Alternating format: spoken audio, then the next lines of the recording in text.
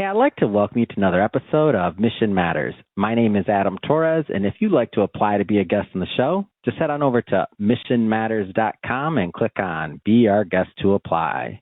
All right, so today's guest is Shailyn Simmons, and she is CEO over at LogicMark. Shailyn, welcome to the show. Thank you so much, Matt.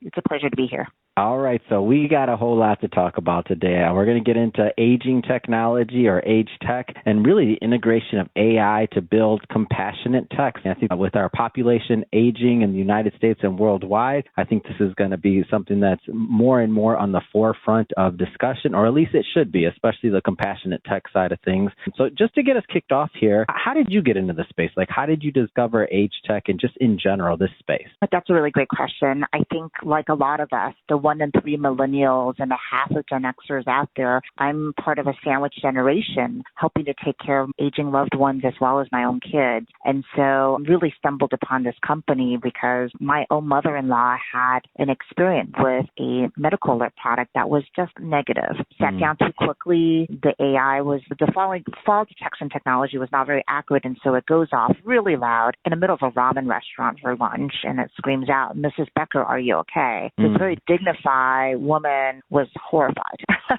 So everybody turned around like some kind of movie and stared at her. And I remember thinking, somebody needs to do something about this and make these things better. And this is after my husband and I have done sort of a tremendous amount of research to find sort of the right product. And what we found was that the industry was lacking, but we found what we thought was the best in class at the time. And then I sort of filed it away at the back of my mind. And so when an opportunity came around to help pivot LogicMark, it really felt like a fortuitous moment in time. Can you define, as we get further in this, what is compassionate tech to you? What does that mean? Like the idea and the concept of creating compassionate tech?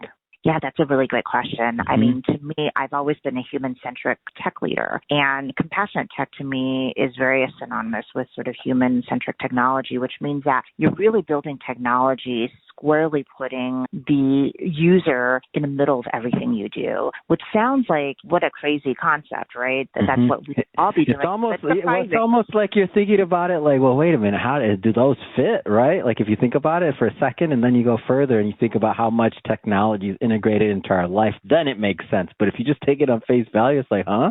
Yeah, absolutely. And it really has a lot to do with sort of how the technology industry was built out, right? You know, you have a lot of people, and myself included, for much of my life, I've been in tech, and we get excited by really cool, innovative things. Now, it's very much a part of the sort of culture of technology to say, like, really build amazing tech, and then you're going to look for product market fit, right? And that's literally, if you ask any startup today, that's what they're doing, building great tech and then finding product market fit. And when we talk about compassionate technology or human-centric technology, we're really not actually doing it that way, where we're building really cool cutting-edge stuff, right?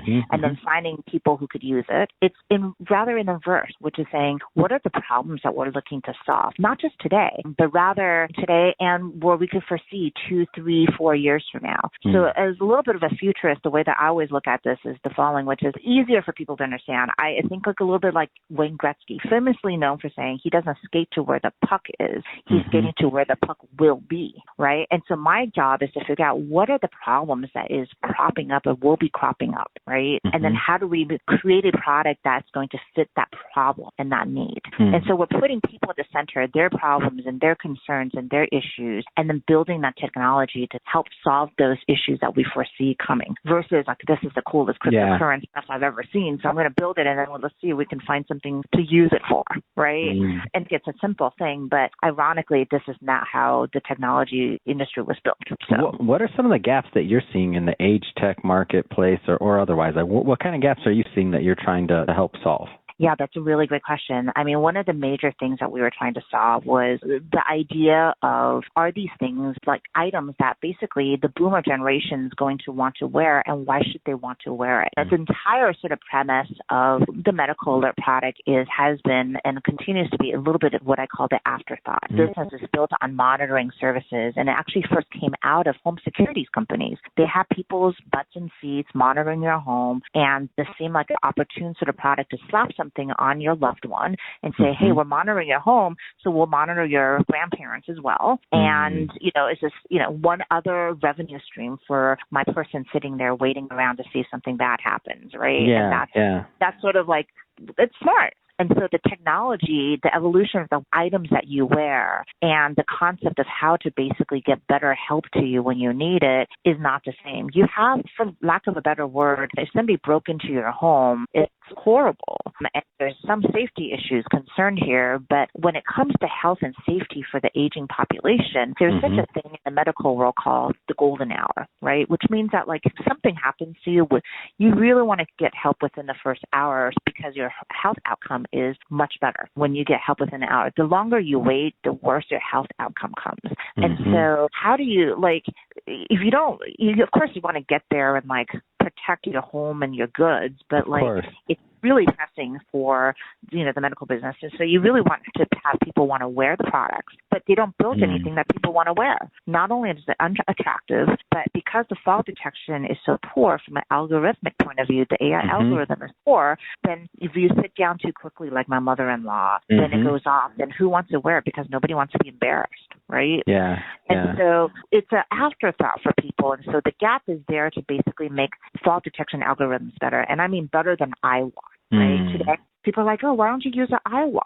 And my feedback's like, one, the iWatch algorithm for fall detection isn't very good. It's strapped to your wrist, and it uses an accelerometer, and it triggers a lot. That's why there was literally an article that I saw. It says, my iWatch thinks I'm dead, and the whole article was about how a bunch of people went to a ski town, probably up here in Tahoe, probably. And people are skiing, and they were going down a hill, and they weren't sort of feeling anything. But when they were stopping at the bottom of the hill, it feels like a sudden sort of deceleration, and that actually triggered fall detection. And it overwhelmed the town to like 911, so where actual health emergencies couldn't go through. Whoa. And so to us, like actually the concept of reactive technology and having better AI algorithms to really understand what's a fall and what's not a fall is huge. It's huge. Yeah. And sometimes some things look like a fall. Like you could be an active senior, go and do yoga, you drop really quickly to your knees and do the lotus pose, and that looks like a fall, right? And then we say, hey, Mrs. Becker, are you okay? And you're like, yeah, look at my yoga class, leave off. And so every day I'm seeing the same pattern at 10 o'clock, and you're doing a lotus pose, then maybe I'm learning as an algorithm that maybe you're just an active yoga doing senior at the yoga, studio. We should be smarter, and we should learn your pattern. There is such a thing in today's world that we are bringing and Thrive and like Arianna Huffington's business, and they're talking about hyper-personalized care, right? Healthcare and monitoring. That's what we're providing today, hyper-personalized AI algorithms to care for your loved one. I love it. And to think that it's going to sound pretty nonsensical or obvious, but this all came from, it's not LoJack. We're not trying to, your car, your home audio, you know what I mean? Like the original where it came from.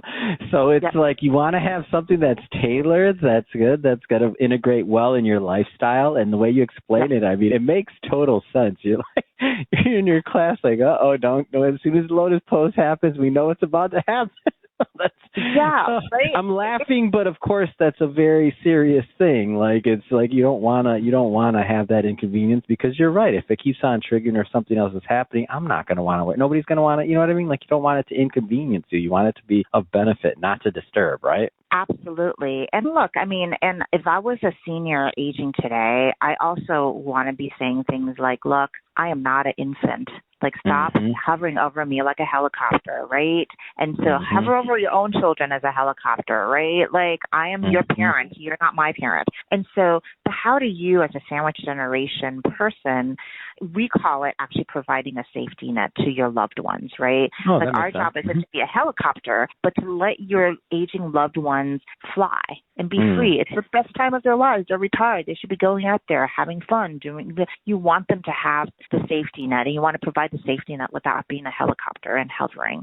So our job, too, is to provide, for example, in our Freedom Alert Max product, right? We want to validate that there's actually a fall, and we want your family members, and maybe you have like 3 siblings, and one lives in New Jersey, and one lives in California, and everybody knows mom had a fall. I'm like, oh my God, what's going on? So our Freedom Alert Max product allows you as a caregiver on your phone app to say, oh my gosh, is this real? And because the trigger happened, you can actually peep in the video and see, hey mom, are you okay? And you can see via video cam, front camera, back camera, did she have a fall? Now, you can't just randomly pop in on your mom. Like, you're like, I want to check in on mom via the video camera. No, you don't want to do that. Yeah. Exactly. So we create a product, again, knowing that you want to be there if there's an emergency, but knowing that the person being cared for doesn't want to be spied upon.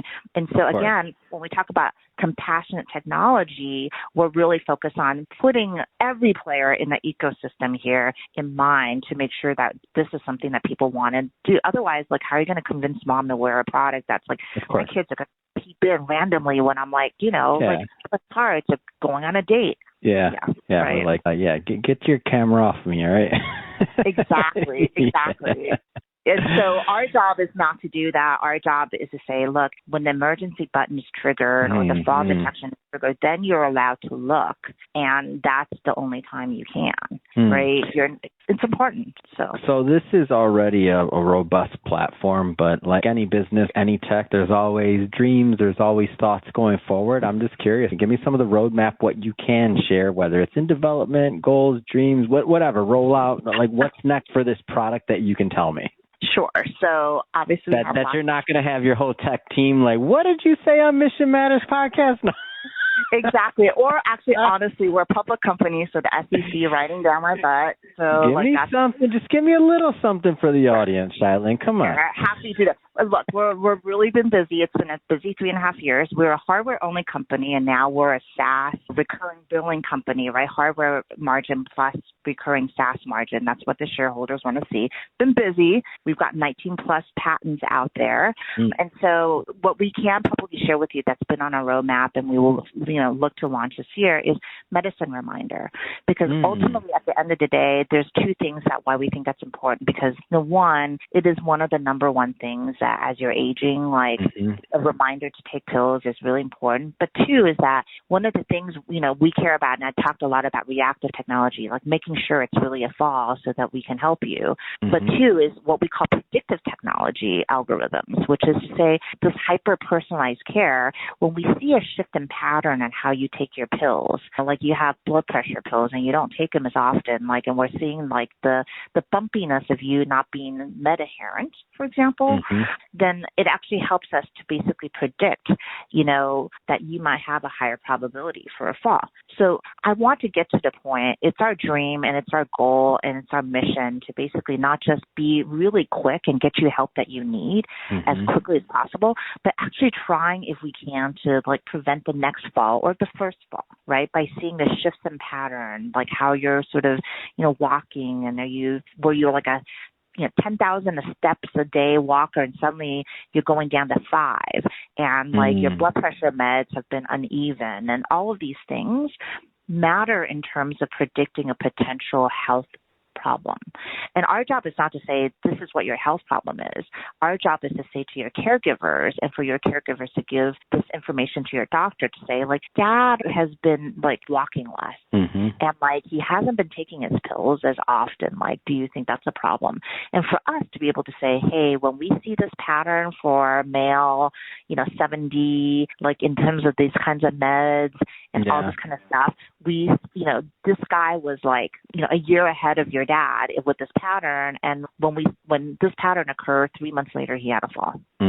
Right? Yeah. So and over time, with the amount of data you have and the amount of people that use it and the learning side of things, like the predictive model should just get better and better and more accurate, right? Absolutely. And our job is, again, not to, like, we really care about privacy. We built our technology the ground up so that we're not actually sharing like the actual data. Like I don't need to know maybe that your blood pressure is 160 because your team is losing in the NFL, like you're angry all the time, like your blood pressure is like 160. I actually don't need to know that it's 160, but what I do need to know is that you've habitually been okay, but you've been seeing spikes, right? And the spike has continued. And so that edge, so our interest is like that data is protected for you. do. But we're seeing what we're caring about is sort of differentiated pattern recognition, and then taking that pattern that you have that's hyper-personalized AI to you, and then looking at an aggregate to other digital twins within our ecosystem with similar profiles and say, do we see your pattern matching to any aggregate larger pattern in this cohort? And if we see like what that behavior looks like, that there's potential health, like falls, we care about falls, right? So like falls are occurring, then, from this pattern, then we actually can give notification, because then our job is not to say, look, this is what you should do. We're saying we're seeing sort of some concerning patterns that you should take. And this is, when compared to the sort of aging cohort that you're a part of, this is what we've seen in aggregate. And that is actually good for the doctors to be able to see too. And then they can make their medical diagnosis and, allocate sort of like things that needs to be done. And so it's what AI is amazingly good at is seeking patterns, extrapolating and modeling out patterns, which is what we're doing here. So. Wonderful. Shailene, this has been a lot of fun having you on the show today and learning more about LogicMark. I want to give you the opportunity to leave. How does my audience, how do they follow up? How do they learn more? How do they connect? Yeah, thank you so much. They can find out more about us at www.logicmark.com. That's LOGICMARK.com. And you can find us on all of the socials, including X, LinkedIn, Instagram, and more. Fantastic. And for everybody listening, just so you know, we'll definitely put the links in the show notes so you can just click on the links and head right on over. And speaking of the audience, if this is your first time with Mission Matters and you haven't done it yet, hit that subscribe or follow button. This is a daily show. Each and every day we're bringing you new content, new ideas, and hopefully new inspiration to help you along the way on your journey as well. So again, hit that subscribe or follow button. And Shailene, again, thank you so much for coming on. Thank you so much, Adam.